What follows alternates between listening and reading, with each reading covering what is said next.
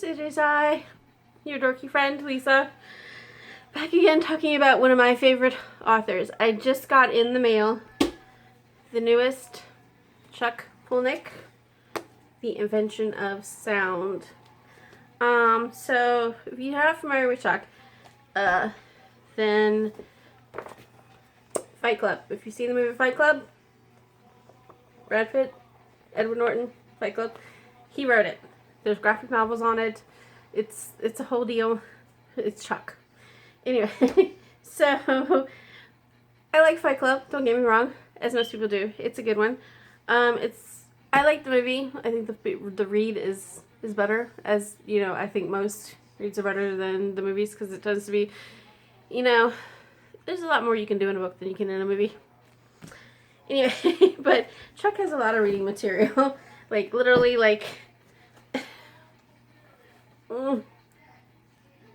Chuck.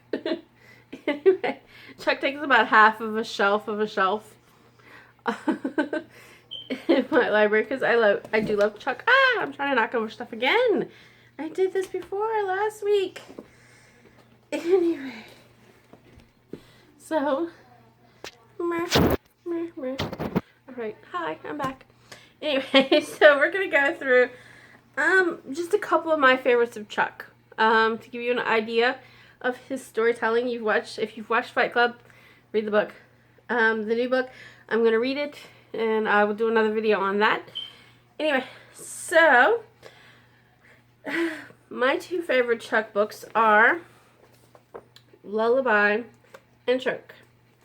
Okay, Lullaby is basically about this man who is a reporter, and he is on this beat of reporting children's deaths. This is a whole thing, article kind of like about crib death.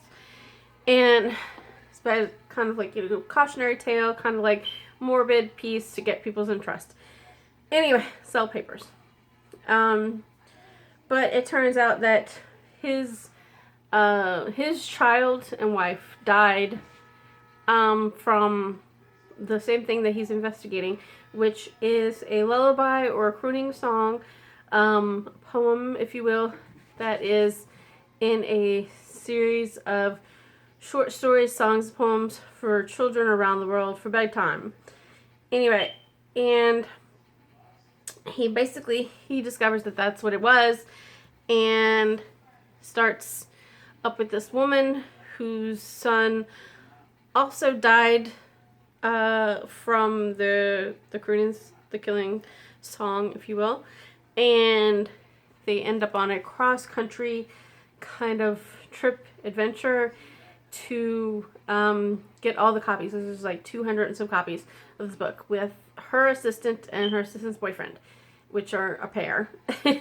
Anyway, so it goes from basically them trying to track down all the books to them figuring out that this is one kind of like spell, I guess you can say, in a rather old grimoire, and it becomes them trying to get to that. So, but basically the whole thing is, it's like, oh darn, I should say that the killing song is basically, it's meant from a tribal African like thing to save basically, to put down like starving children or wounded like soldiers, that kind of thing. Like it's not meant for actual like lullaby purposes, because it's kind of like a painless, like immediate, like they fall asleep death kind of like situation. Anyway, so it ends up being this whole big adventure, as most Chuck's books, like they're a wild ride. And like it's funny is like he used to look like this. Like I got the new book, and it's like Chuck is all tatted. Go Chuck. Anyway, so we're gonna read that. Anyway, this is like most Chuck's a wild ride. So again, that's why I always love his books, because he keeps you on the edge, like you never know, like twists and turns, twists and turns, twists and turns. Anyway, then Choke, which is actually another one of his stories that got turned into a movie, but I never saw it. Well, I saw a part of it. That's how I know we got to turn a movie. Because I came in one night, my husband was just watching TV, and like I just saw the scene, and I was like, I know this. I was like, is this Choke? He was like, yeah. I was like, oh, I was like, that's a book by Chuck Palahniuk. I was like, that I really like. And he was like, oh. So like I watched like the last like 15 minutes of the movie. Anyway, anyway, so the whole purpose of Choke. All right, this gentleman is basically a con artist. His whole deal is he goes to restaurants and things, and he pretends to choke, and people save him, and then those people thus feel responsible for him, so they end up like sending him money, trying to do things for him, take care of him, because they have this whole savior complex. But also with this, he is a sex addict, and he also like works at a theme park that's kind of like Colonial Williamsburg, if you're familiar with that.